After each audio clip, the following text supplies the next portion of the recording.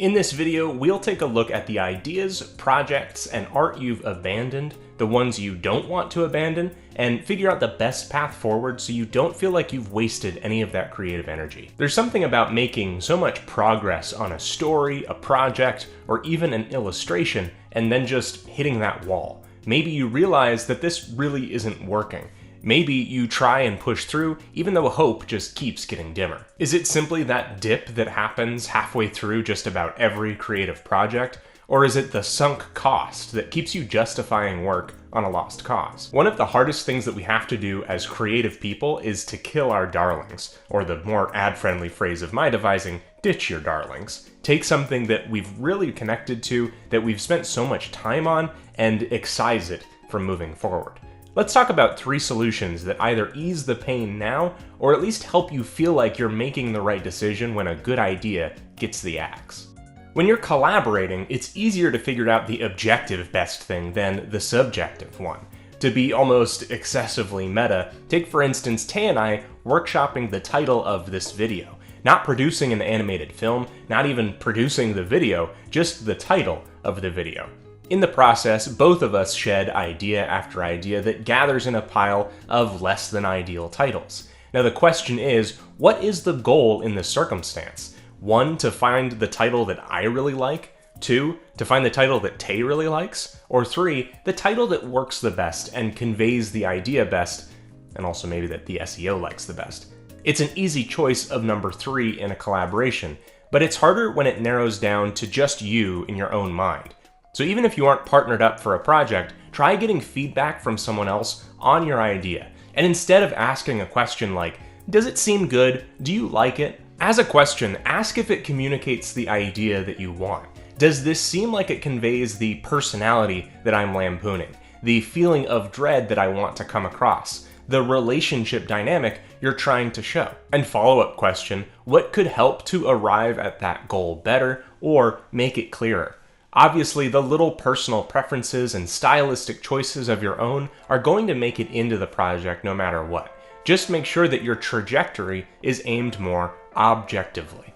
If your idea, project, or artwork is on the chopping block, at risk of being a ditched darling, maybe a steer in a newer direction with these questions can alter the path instead of throwing it out altogether. One of the biggest reasons we end up needing to ditch a darling is because there's simply too many darlings on the field. At some point there are too many plot points, too many storylines, too many characters, too much happening. And it's not like there was the Lone Ranger and Tonto and Bonto. There's kind of 2 approaches here that might seem really difficult in the moment, but the longer you spend on creative projects, the easier it becomes. Condensing is all about taking multiple things and seeing if you can accomplish roughly the same goal by combining and streamlining them into one thing. Can you take the 3 different focal points of an image and condense them into 1 or 2?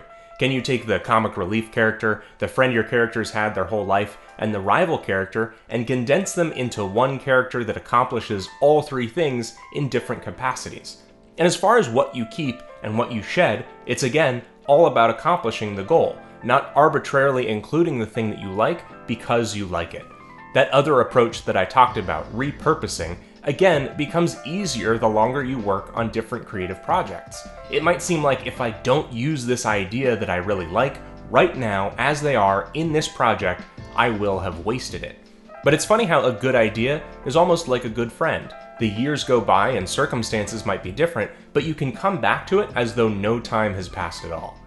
What I've found, and even talked about in recent videos, is that those scraps of ideas that never worked out can kind of go into a spare parts bin, and you can pick them back up in the future, remix them, combine them with other scraps, and find the place where they finally belong.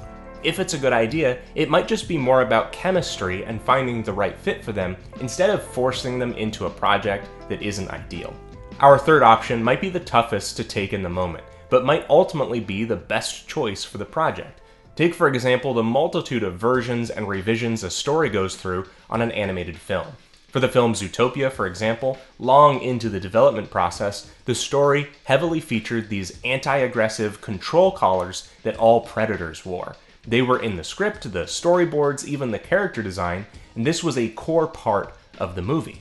They could have easily thought to themselves, We really like the collars, it's always been a part of the story. They could think of the sunk cost. We've already done all of this work and made these designs. Eventually though, the creators made the right decision to go in another direction, and the final story is better for it.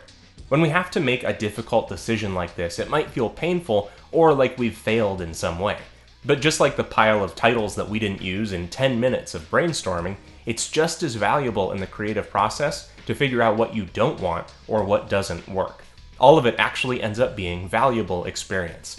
That's why, as painful as it might seem, one of the best pieces of advice for when you've reached a point in a drawing or illustration where you can't fix it is to start over with that original as a point of reference.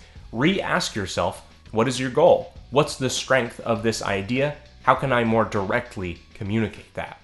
The experience you gained from doing the work the first time will make this attempt faster and stronger. You know the term can't see the forest for the trees? Like you're so focused or zoomed in on individual trees that you can't see the larger situation or context. It's so easy to get overly attached and precious with the individual trees of our projects that we might start to miss the forest. That's why it's so helpful to keep going back to those forest questions, or to figure out what that forest is in the first place. And to ease the pain of a ditched darling, remember that no one's ever really gone. The scrap bin is a beautiful place for your ideas to hold steady for when you find the place they fit the best.